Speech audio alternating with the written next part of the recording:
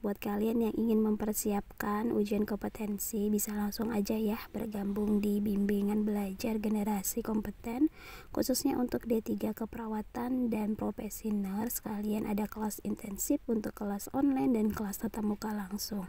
Untuk kelas tatap muka langsung kita ada di Kota Medan. Bagi yang berminat bisa langsung aja ya follow dan DM di IG @generasi.kompeten. Nah, buat kalian yang gak mau ribet untuk pengurusan STR atau SIK untuk Kota Medan, kalian bisa langsung aja ya pakai jasa untuk uruskan aja STR kamu tanpa ribet, bisa langsung menggunakan jasa uruskan aja. Nah, buat kalian perawat yang membutuhkan informasi terkait pelatihan, seminar, workshop, lowongan kerja, atau informasi lainnya di dunia keperawatan, kalian bisa langsung aja follow di @ngobrolinperawat. Ditunggu ya. Assalamualaikum warahmatullahi wabarakatuh. Kembali lagi bersama saya Narsaitri. Oke teman-teman, untuk video kali ini kita akan ngebahas ya terkait pembahasan latihan soal untuk keperawatan jiwa yang ada di websitenya e-learning PPNI Retaker gelombang keempat. Nah, mungkin teman-teman udah menyelesaikan modulnya dan latihan soalnya. Ini kita ada pembahasan hanya 5 soal, jadi nggak terlalu panjang biar tidak bosan teman-teman menonton videonya. Namun sebelum kita lanjut ke pembahasan latihan soalnya, mungkin teman-teman yang belum subscribe silahkan di subscribe terlebih dahulu, di like, di komen, dan di share ke teman-temannya. Insya Allah video ini bermanfaat. Nah, untuk soal yang pertama di sini itu yang ditanyakan adalah kriteria evaluasi. Nah, di sini saya mau jelaskan sedikit ya. Untuk cara membaca soal, ini mungkin sudah ada di video-video sebelumnya. Cara membaca soal itu yang pertama baca pertanyaan terlebih dahulu, yang kedua baca kasusnya kemudian dijawab gitu ya. Namun untuk membaca pertanyaannya juga tidak harus semua pertanyaannya gitu ya. Misalnya di sini kriteria evaluasi atau masalah keperawatan atau diagnosa keperawatan, intervensi selanjutnya, nah kayak gitu. Nah, di sini kemudian kalau di sebelum-sebelumnya itu kan untuk menentukan masalah keperawatan, misalnya di soal KMB, itu kita harus melihat data subjek dan data objek. Namun kalau untuk di soal jiwa itu kita lebih fokusnya kepada hasil pengkajiannya, gitu ya. Nah, jadi di sini seorang laki-laki 37 tahun ke poliklinik karena tidak bisa tidur selama 2 minggu. Keluarga mengatakan pasien di PHK 3 bulan yang lalu. Semenjak itu, pasien lebih banyak diam di kamar, bicara kasar, dan tidak mau merawat diri. Nah, berarti artinya kondisi semenjak itu, pasien lebih banyak diam di kamar, bicara kasar, dan tidak mau merawat diri itu posisinya sedang di rumah. Artinya keluhan dia selama di rumah. Namun, pada saat dia kita lakukan pengkajian mengatakan sebagai orang yang gagal karena tidak bisa membiayai keluarga, ekspresi murung, kontak matanya kurang. Berarti di sini dia itu gagal ya, berarti tidak di sini berarti diagnosanya. Nah, kalau yang ditanya ini adalah kriteria evaluasi, berarti artinya apa sih harapan kita ke si pasien ini? Artinya teman-teman harus menegakkan dulu diagnosanya ini apa, kayak gitu. Nah, berarti di sini karena dia tadi sebagai orang yang gagal secara dia itu, nah kita lihat riwayat dia sebelumnya ternyata dia sudah di PHK, kemudian dia banyak diam, ini dia berarti masuk ke harga diri rendah kayak gitu. Nah, karena dia mengalami harga diri rendah, diagnosanya tadi kita sudah tegakkan. Harapan kita ketika orang mengalami harga diri rendah, berarti kita meningkatkan harga dirinya, kayak gitu ya. Itu berarti sebenarnya kayak kebalikannya, gitu. Misalnya kalau dia defisit perawatan diri, berarti defisit perawatan dirinya membaik gitu ya. Kemudian kalau misalnya dia yang awalnya halusinasi, berarti mungkin halusinasinya sudah tidak ada lagi.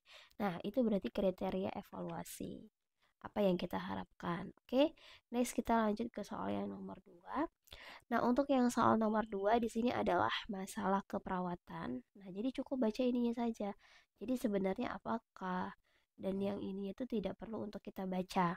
Oke, di sini karena marah-marah, artinya dia dibawa ke rumah sakit itu alasannya karena dia marah-marah dan memukul ibunya.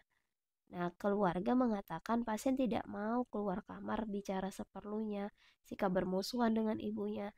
Namun, pada saat hasil pengkajian, dia mengatakan putus dan malu karena tidak ada yang bisa dibanggakan dari dirinya. Saudaranya semua sarjana dan punya penghasilan. Nah, teman-teman, kalau misalnya kita lihat dari riwayatnya, karena marah-marah dan memukul ibunya, berarti ini dia masuk ke PK. Namun, teman-teman jangan menegakkan diagnosanya ini PK, kayak gitu. Keluarga mengatakan pasien tidak mau keluar kamar, bicara seperlunya, sikap bermusuhan dengan ibunya. Berarti artinya dia di sini juga ada tidak mau keluar kamar bicara seperlunya. Dia juga ada isolasi ya, isos. Kemudian dia bersikap bermusuhan itu juga masuk ke PK. Nah, berarti kan di sini ada kemudian tetapi pada saat hasil pengkajian dia mengatakan putus asa dan malu. Nah, kalau sudah putus asa dan malu, ya berarti dia masuk ke harga diri rendah. Nah, berarti kan di sini teman-teman itu kan ada 3 diagnosa kan. Jadi ketika ada 3 diagnosa, gimana sih cara kita menentukan diagnosa yang paling utama gitu kan? Dia pertama ada PK, kemudian dia ada ISOS juga, kemudian dia ada harga diri rendah. Nah, jadi teman-teman cara menentukannya kita lihat pada saat di hasil pengkajian, pada saat itu. Karena kalau si PK dan si ISOS ini tadi dia riwayat dia sebelumnya gitu. Tapi pada saat dia dikaji ternyata dia harga diri rendah. Berarti jawabannya adalah harga diri rendah kronik gitu ya. Next kita ke soal yang nomor 3. Nah, untuk soal yang nomor 3 di sini ada yang ditanya faktor presipitasi. Jadi ada namanya faktor presipitasi, ada juga namanya faktor predisposisi. Ya, jadi kalau misalnya presipitasi ini pencetus ya, eh, pencetus itu berarti apa ya? Penyebab ya. Kemudian di sini itu dia nanti berlangsungnya kurang dari 3 bulan waktunya. Tapi kalau nanti yang si predisposisi waktunya itu lebih dari 3 bulan. Lebih dari 3 bulan. Nah, sekarang kita tinggal lihat waktu-waktunya, ya kan? Keluarga mengatakan 1 tahun yang lalu ibunya meninggal dunia. Kemudian pasien mempunyai 3 anak, semuanya sedang sekolah. Istri tidak bekerja. Pasien mengatakan sebulan yang lalu. Ini 1 bulan, berarti kan dia di bawah 3 bulan. Pasien di PHK karena pandemi COVID-19. Hasil pengkajian pasien sering menyendiri. Jika ditanya, jawabannya singkat, afek datar. Berdasarkan rekam medik diketahui ayahnya mengalami gangguan jiwa. Nah, biasanya kalau riwayat apa ya keturunan itu dia termasuk ke dalam predisposisi karena dia dalam jangka waktu yang panjang ya di atas 3 bulan. Kemudian ini tadi berarti juga masuknya ke dalam predisposisi. Tapi di sini kan yang ditanya adalah presipitasi, faktor pencetus nih. Kenapa bisa dia mengalami ini? Ternyata sebulan yang lalu kan dia di bawah 3 bulan. Berarti dia di sini adalah kegagalan dalam pekerjaan gitu. Next untuk soal yang nomor 4. Nah, untuk di soal nomor 4 itu yang ditanyakan adalah masalah keperawatan.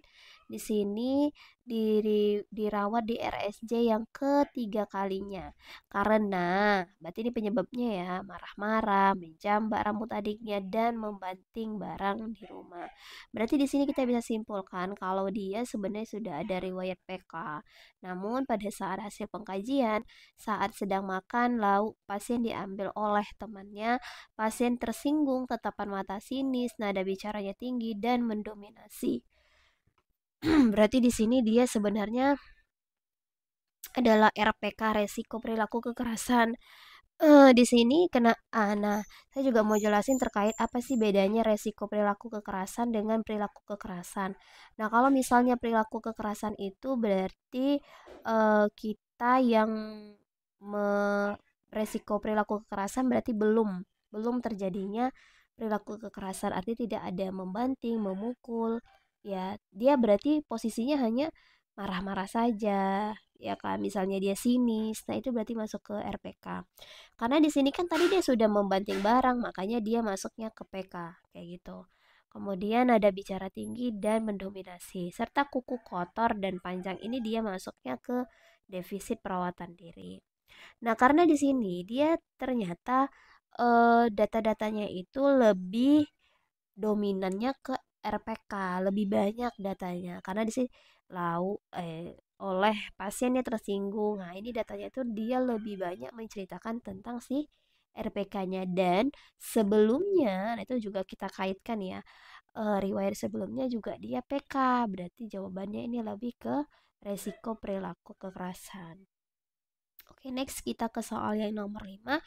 Nah, untuk soal yang nomor 5 ini juga soal yang paling sering keluar ya. Di sini yang ditanya adalah jenis waham. Jadi ada waham kebesaran, ada waham agama, waham curiga, kemudian ada waham nihilistik ya. Nihilistik, kemudian ada waham somatik tambahannya. Nah, jadi teman-teman biasanya yang paling sering sulit membedakan itu adalah waham kebesaran dan waham agama. Kalau waham kebesaran ini berarti kita merasa ada sesuatu gitu ya yang waham ini berarti yang tidak sesuai dengan kenyataan. Dan waham kebesaran dengan waham agama itu perbedaannya kalau waham kebesaran misalnya dia merasa sebagai presiden gitu ya. Tapi kalau waham agama ini dia dalam yang tidak bisa dijangkau artinya dia merasa seperti Tuhan, seperti nabi, seperti malaikat. Nah, itu kan yang nggak bisa kita jangkau gitu. Itu dia waham agama, dia merasa seperti itu. Tapi kalau misalnya contoh ya, dia merasa seperti guru ustadz yang terkenal. Nah, padahal sebenarnya dia bukan ustadz. Walaupun ustadz itu dia berbau ya, berbau dengan agama, berarti dia bukan masuknya nanti ke waham agama, tapi dia masuknya ke waham kebesaran. Karena kan ustadz itu kan manusia gitu. Dia masuknya ke waham kebesaran. Dan di sini juga selama dirawat pasien mampu berinteraksi dengan baik dengan seluruh staf dan pasien. Pasien cenderung untuk memberikan ceramah. Walaupun ceramah itu kan dia bersifatnya ke agama kepada pasien DRS agar mengikuti ajaran agamanya. Tapi dia kan posisinya ini dia sebagai manusia gitu. Dia bukan bukan merasa sebagai Tuhan, bukan merasa sebagai malaikat, tapi dia masih memberikan ceramah ke orang-orang untuk mengikuti ajaran agamanya. Berarti dia ini masuknya ke waham kebesaran. Jadi bukan waham agama. Jadi kalau waham agama itu yang sesuatu yang nggak bisa kita jangkau. Dia menganggap dirinya misalnya sebagai Tuhan kayak gitu. Itu mungkin perbedaannya. Nah, kemudian di sini ada waham nihilistik ya, saya sedikit mau menambahkan. Kalau waham nihilistik itu berarti dia merasa sudah mati, padahal sebenarnya dia belum mati kayak gitu. Dia merasa tidak ada gitu. Kemudian kalau waham somatik ini dia merasa mempunyai penyakit, padahal pada saat diperiksa dia tidak sama sekali mempunyai penyakit itu. Kemudian kalau waham curiga, dia merasa curiga. Contoh misalnya kita memberikan dia makanan, itu dia selalu curiga kalau itu racun atau apa gitu. Itu ya untuk beberapa waham-waham itu yang biasanya sering keluar di soal ujian kompetensi. Mungkin itu aja ya teman-teman untuk 5 soalnya. Sekian dan terima kasih. Assalamualaikum warahmatullahi wabarakatuh.